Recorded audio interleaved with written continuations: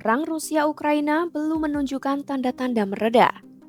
Konflik ini justru memunculkan ketegangan baru yang melibatkan dua kekuatan besar dunia, yaitu Amerika Serikat dan China. Washington menuding Beijing secara tidak langsung memperpanjang konflik dengan terus mendukung Rusia. China pun membantah keras tudingan itu dan menilai sikap AS sebagai bentuk provokasi. Apa sebenarnya yang dilakukan China hingga membuat Amerika begitu gusar? Simak selengkapnya dalam video berikut.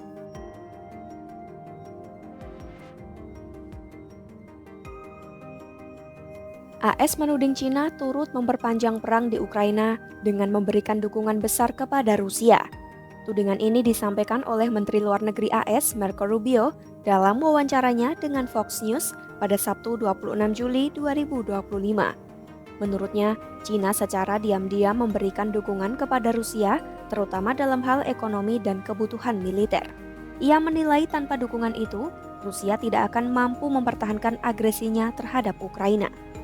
Pernyataan Rubio muncul 2 minggu setelah Presiden AS Donald Trump memberikan Rusia tenggat waktu 50 hari untuk menyepakati kesepakatan damai atau menghadapi tarif dagang yang berat.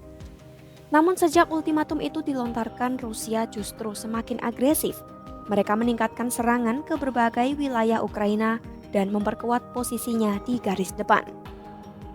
Rubio juga menyoroti terbentuknya poros antara Rusia, China, dan Iran yang dinilainya semakin merugikan Amerika.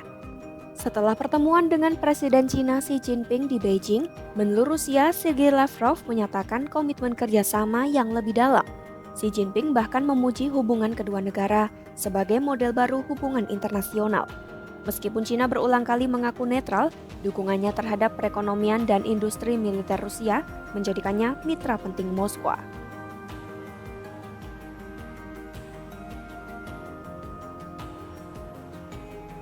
Melansir The New York Times, dukungan yang diberikan China memang tidak dalam bentuk senjata langsung. Namun China sangat berperan besar dalam membantu Rusia tetap bertahan lewat jalur ekonomi, perdagangan, teknologi, dan strategi diplomatik. Di perbatasan China-Rusia, tepatnya di kota Manzhouli, kereta-kereta penuh kayu dari Siberia datang hampir setiap hari. Kayu-kayu itu dipotong dan diolah di China menjadi furnitur, sumpit, dan bahan bangunan. Truk-truk penuh biji rapeseed dari Rusia juga datang, lalu diproses menjadi minyak canola oleh pabrik modern Cina yang hanya berjarak sekitar 1 mil dari perbatasan. Ada pula sebuah showroom mobil bekas mewah yang menjual mobil-mobil bekas model terbaru hingga merek Cina. Pembelinya yakni orang Rusia yang ingin menghindari biaya tambahan jika membeli mobil baru.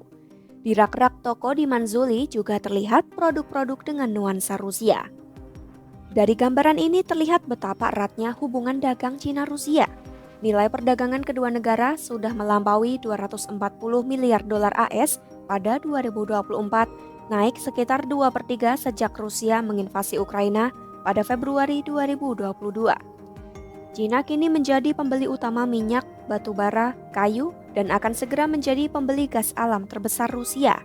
Tak hanya bahan mentah, China juga ikut mendukung sektor militer Rusia. Banyak laporan menunjukkan China memasok drone dan komponen drone yang digunakan oleh militer Rusia di medan perang. Bahkan komponen buatan China ditemukan di drone-drone serang Rusia oleh intelijen Ukraina. Kedekatan ini membuat negara-negara Eropa resah. Uni Eropa sudah beberapa kali mendesak China untuk berhenti mendukung ekonomi dan industri militer Rusia. Presiden Komisi Eropa Ursula von der Leyen menyatakan dukungan China menunjukkan mereka secara de facto mendukung ekonomi perang Rusia. Di lapangan, kerjasama ekonomi ini berjalan terus meski banyak bank Rusia seperti VTB dikenai sanksi internasional. Pengusaha China mengaku masih bisa membayar Rusia dengan mata uang renminbi atau ruble tanpa dolar. Aliansi antara China dan Rusia juga terlihat dari hal-hal yang lebih kultural. Media pemerintah di China terlihat sangat memihak Rusia dalam konflik Ukraina. Di hotel-hotel China, saluran televisi Rusia perlahan menggeser saluran Amerika. Tapi dalam hubungan ini, posisi Rusia makin melemah. Negara itu sekarang bergantung pada China, terutama dalam hal barang jadi. Rusia menjadi seperti penyuplai bahan mentah bagi mesin manufaktur China. Sekitar 6% ekonomi Rusia sekarang tergantung pada ekspor ke China, angka yang mirip dengan ketergantungan ekonomi Iran pada mitra dagangnya. Dukungan Cina kepada Rusia tidak hanya dalam bentuk dagang dan industri. Ketika Ukraina menjatuhkan sanksi kepada 53 individu dan entitas yang diduga mendukung perang Rusia, Cina langsung bereaksi keras. Pada 28 Juli 2025, Jubir Kemlu Cina, Guo Jiakun, menyebut sanksi itu sebagai langkah salah dan tidak sah. Ia menyampaikan Cina menolak sanksi sepihak yang tidak berdasar pada hukum internasional. Guo juga menyatakan pemerintahnya akan mempertahankan hak dan kepentingan perusahaan-perusahaan Cina yang beroperasi secara sah. Beijing mengancam akan mengambil langkah balasan jika Ukraina tak mencabut sanksi tersebut. Desakan AS di PBB agar Cina menghentikan dukungan ke Rusia pun disebut pengalihan kesalahan dan bentuk provokasi. Bukti-bukti di lapangan menunjukkan Cina telah membantu Rusia melalui perdagangan minyak, drone, dan komponen militer. Meski telah dibantah, dukungan ini dipercaya jadi salah satu faktor yang memperpanjang perang. Cina juga merespons sanksi Ukraina dengan ancaman akan melakukan tindakan balasan. Pantau terus perkembangan konflik di Ukraina hanya di YouTube Kompas.com.